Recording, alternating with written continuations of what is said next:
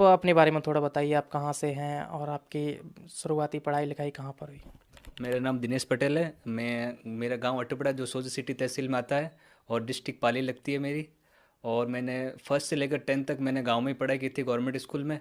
और उसके बाद मैंने 11th और 12th मैंने जोधपुर से की थी अपेक्स स्कूल से। और फिर मैंने ग्रेजुएशन मैंने बीएससी किया था, वो जे एंड व्यास यूनिवर्सिटी जोधपुर से किया था मैंने। और उसके बाद मैं फिर सिविल सर्विस की तैयारी के लिए मैं जोधपुर आ गया था। और पिछले 3 साल से मैं ये यूपीएससी कर रहा हूँ और मैंने एक अटेम्प्ट दिया था।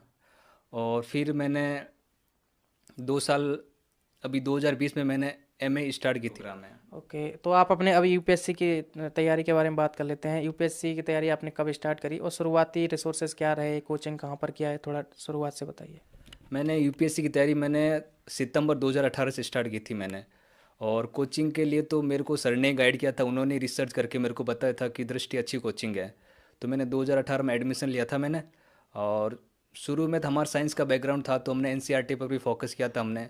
एनसीईआरटी पढ़ी थी और टाइम टू टाइम हमने क्लास अटेंड की थी। और टाइम टू टाइम हमने टेस्ट भी देते रहे थे, जिससे हमारा फर्स्ट अटैम्प्ट के अंदर थोड़ा बहुत कम रह गया हमारा स्कोर। तो अब की बार सोच रहे अच्छी मेहनत कर रहे हैं कि अब की बार हो जाएगा हमारा। ओके, और आप हिंदी मीडियम से होंगे, राइट? हाँ, आपका ऑप्शनल क्या सब्जेक्ट है? मेरा ऑप्शनल ज्योग्राफी सब्जेक्ट है। तो ज्योग्राफी ऑप्शनल के बारे में थोड़ा बताइए, कैसे आपने डिसाइड किया, क्या इसके पैरामीटर्स होते हैं ऑप्शनल चूज़ करने के? ज्योग्राफी को देखो, पैरामीटर आप जिस सब्जेक्ट में इंटरेस्ट आए ना वही आप सब्जेक्ट लो। दूसरे बोलते हैं कि ये सब्जेक्ट स्कोरिंग होता है, वो सब्जेक्ट स्कोरिंग होता है। स्कोरिंग होता है बट आपको सब्जेक्ट में इंटरेस्ट नहीं तो स्कोरिंग कैसे होगा आपका? हर सब्जेक्ट के अंदर टॉपर बनते हैं, जो आपको सब्जेक्ट अच्छा लगे वही आपका ऑप्शनल होना चाहिए। मेरे को ज्योग्राफी अच्छा लगा, थोड़ा टेक्निकल सब्जेक्ट भी है। और दृष्टि के अंदर ही मिल गया था मेरे को ऑप्शनल के लिए कोचिंग। तो बहुत अच्छा लगा था, जिससे आपको ऑप्शनल ज्योग्राफी लेने से मेरे को फर्स्ट पेपर और थर्ड पेपर में भी बहुत हेल्प मिली थी। और पीटी के अंदर भी बहुत सारा पोर्शन होता है, इन्वायरमेंट इकोलॉजी का भी होता है, जिससे मेरे पीटी के अंदर भी काफ़ी रोल होगा इसका ज्योग्राफी का। ओके, ऑप्शनल आपका ज्योग्राफी है और अभी आपको 3 साल हो गए, राइट, तैयारी करते हुए? तो अभी आपने क्या क्या चीज़ें ख़त्म कर दी और आपका सीरियस अटेम्प्ट कब होने वाला है? मेरा सीरियस अटेम्प्ट इस बार होने वाला है। मेरा फर्स्ट अटेम्प्ट उस टाइम हमारी कोचिंग भी चल रही थी, लगभग कोर्स होने के बाद में कम से कम 1 साल तो लगता ही है वापस सेल्फ करने में, एकदम स्ट्रॉन्ग करने में। और कोचिंग के साथ साथ भी अच्छा चल रहा था हमारा। तो इस बार सीरियस अटेम्प्ट दे रहा है। ओके, आपने दृष्टि से कोचिंग लिया हुआ है, तो अभी जैसे पहले तो बोलते थे, बहुत सारे टॉपर्स भी बोलते थे कि कोचिंग लेना बहुत ज़रूरी है, लेकिन अभी एक ट्रेंड चालू हो गया है कि बहुत सारे टॉपर सजेस्ट कर रहे हैं, या फिर किसी टीचर से भी अगर ऐसे जाके बोलो तो वो भी बोलता है ऑफ कैमरा कि यार कोचिंग लेना इतना कुछ ज़्यादा ज़रूरी नहीं है, अभी यूट्यूब से आप कर सकते हो, टेलीग्राम से कर सकते हो। तो आपको क्या लगता है, आपको कोचिंग ने कितना हेल्प किया, और अभी जो नए एस्पिरेंट्स हैं उनको क्या सजेस्ट करना चाहोगे आप? देखो, कोचिंग ले या ना ले आपके लिए ऑप्शनल है। मेरे को यूपीएससी के बारे में इतना पता भी नहीं था, मेरे को न सिलेबस के बारे में पता था मेरे को, न स्ट्रेटेजी के बारे में पता था। तो हमारे सर ने बोला था एक आप कोचिंग कर लो, आपको सिलेबस के बारे में पता चल जाए, आपको क्या पढ़ना क्या नहीं पढ़ना है इसके बारे में आपको पूरा डिटेल में पता चल जाएगा। और मेरे लिए काफ़ी हेल्पफुल हुआ था।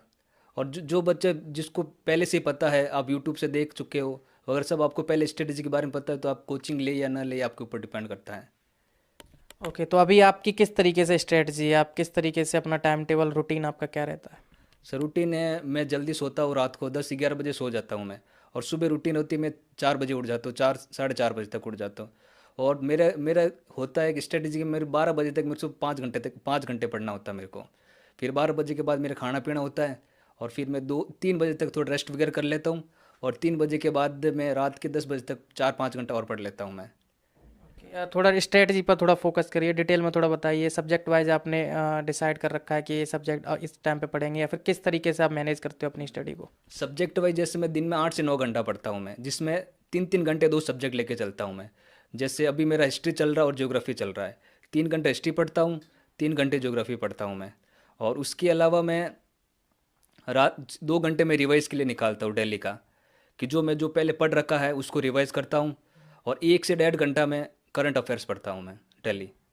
एक करंट अफेयर्स का रोल बहुत होता है एग्जाम के अंदर। तो करंट अफेयर्स को कैसे मैनेज करते हो आप? न्यूज़पेपर पढ़ते हो या फिर कहीं यूट्यूब से देखते हो? और इसके नोट्स किस तरीके से बनाते हो? क्योंकि बहुत सारे एस्पिरेंट्स हैं, उनसे मेरी बात हुई लगातार होती रहती है, तो वो बोलते हैं कि यार करंट अफेयर्स के जब नोट्स बनाने बैठते हैं तो यूट्यूब से देखें या फिर न्यूज़पेपर, तो वो नोट्स बहुत ज़्यादा हो जाते हैं क्योंकि उनको पता नहीं है कौन सी चीज़ कैसे सेलेक्ट करनी है। तो आप किस तरीके से ये चीज़ मैनेज करते हो? देखो, अब करंट अफेयर्स के लिए लोग न्यूज़पेपर पढ़ते हैं, फिर उसमें से अंडरलाइन लगाते हैं, फिर उसको अपने बुक्स में लिखते हैं, फिर नोट्स बनाते हैं। इससे का काफ़ी टाइम ज़्यादा वेस्ट होता है।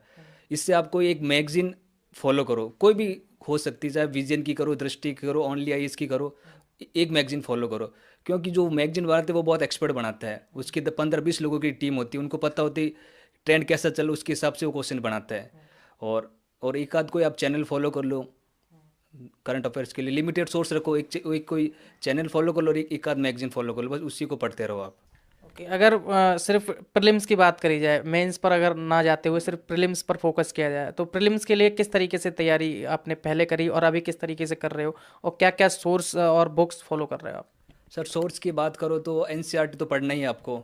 और एनसीईआरटी के अलावा आप एक कोई ऑथेंटिक बुक ले लो आप। और ऑथेंटिक बुक फॉर एग्जांपल, आप जैसे हिस्ट्री करनी है आपको, तो हिस्ट्री के लिए आप एंसेंट के लिए आप रामचरण शर्मा को ले लो, मिडेवल के लिए सतीश चंद्र को ले लो, और मॉडर्न के लिए विपिन चंद्रा को ले लो। ये आपकी होने के बाद आप टेस्ट सीरीज ज्वाइन कर लो। जैसे विजन की हो गई, आपकी दृष्टि की हो गई, ओनली है इसकी 2-3 टेस्ट सीरीज लगा लो आप। इससे क्या होगा, और एक दृष्टि की भी आती है प्रीलिम्स प्रैक्टिस सीरीज करके, उसमें 2 से 2,500 क्वेश्चन है, वो भी आप फॉलो कर सकते हैं। ओके, अभी इससे पहले जो प्रीलिम्स आपने दिया और अभी अब आप देने वाले हो, तो इसमें क्या आपने चेंजेस किए और क्या पिछली बार छूट गया था? क्या लगता है आपको कि यार ये चीज़ मेरे से रह गई, शायद इसलिए मेरा प्रीलिम्स क्लियर नहीं हुआ? अब इस आगे आने वाले प्रीलिम्स में क्या चेंजेस आपने अपनी स्ट्रेटजी में किए? मेरे को ड्रॉबैक, मैंने पिछली बार मैंने प्रैक्टिस क्वेश्चन नहीं किया पाया था। मैं उस टाइम लॉकडाउन था, तो मैं घर चले गए थे, वहाँ इतना मटेरियल नहीं मिल पाया था। तो मेरा यही था कि मैंने प्रैक्टिस नहीं कर पाया था क्वेश्चन आंसर की ज़्यादा, ये मेरा सबसे बड़ा ड्रॉबैक रहा था। ओके, आप अभी यूपीएससी की तैयारी में एक गाइडेंस का बहुत बड़ा रोल होता है, तो अभी आप कोचिंग आपकी कंप्लीट हो गई है, लेकिन फिर भी एक गाइडेंस और मोटिवेशन होना जरूरी है लाइफ के अंदर, तो वो आप किससे आप मोटिवेशन लेते हो? आपके फैमिली में, थोड़ा फैमिली बैकग्राउंड के बारे में आप बताओ। फैमिली बैकग्राउंड, मेरे पापा खेती भी करते हैं और बिल्डिंग कंस्ट्रक्शन का काम भी करते हैं। तो मेरे को मोटिवेशन मेरे फैमिली वालों से मिलता है, क्योंकि मेरे पापा ने बहुत स्ट्रगल करके हमने सब भाई बहनों को पढ़ा रहे हैं। मेरा मोटिवेशन का सोर्स मेरे पेरेंट्स है, और मेरे टीचर का भी बहुत हेल्पफुल, और मेरे गांव वाले मेरे ऊपर बहुत बिलीव करते हैं, उनका भी बहुत मोटिव है मेरे का। ओके, तो अभी मैं ये जानना चाहूँगा कि यूपीएससी की तैयारी करने आ तो जाते हैं वहाँ से जो एस्पिरेंट्स हैं, लेकिन वो जुनून जो 10 दिन या 15 दिन रहता है, उसके बाद धीरे धीरे वो डाउन होने लगता है। तो आपके अंदर ऐसा, मतलब आप किस तरीके से अपने मोटिवेशन को बरकरार रखते हो, कि ऐसा क्या सोचते हो? जैसे बहुत सारे एस्पिरेंट्स हैं, मैं रियल में अगर बात करूँ तो गाड़ी, बंगला और जैसे आईपीएस एंट्री, आईएएस एंट्री, ऐसे मोटिवेशनल वीडियोस देखते हैं, तो कहीं ना कहीं वो ख्याल आपके मन में भी आते होंगे, तो उसके बारे में थोड़ा बताइए, किस तरीके से सोचते हो? अगर आप आईएएस बन जाते हो तो आपकी लाइफ किस तरीके से चेंज हो जाएगी? देखो, मोटिवेशन के लिए आपको पहले इंटरनल मोटिवेट होना पड़ेगा, बाहर से आप ज़्यादा दिन तक मोटिवेट नहीं रह सकते। मैं मोटिवेट रहने के लिए मैं नॉवेल्स भी पढ़ता हूँ, मैं आपको अभी दिखा दूंगा नॉवेल्स कौन से पढ़ता हूँ मैं। और इसके अलावा मैं मेरे टीचर से भी डेली कांटेक्ट में रहता हूँ, उनसे बात करता हूँ कि सर मैंने आज ये पढ़ा, आगे कैसे करूँ मैं। तो उनसे सर से कांटेक्ट में रहता हूँ, तो मेरे जैसे मोटिवेशन बना रहता है। और घर वालों से मैं बात करता रहता हूँ, तो घर वाले मेरे को मोटिवेट करते रहते हैं।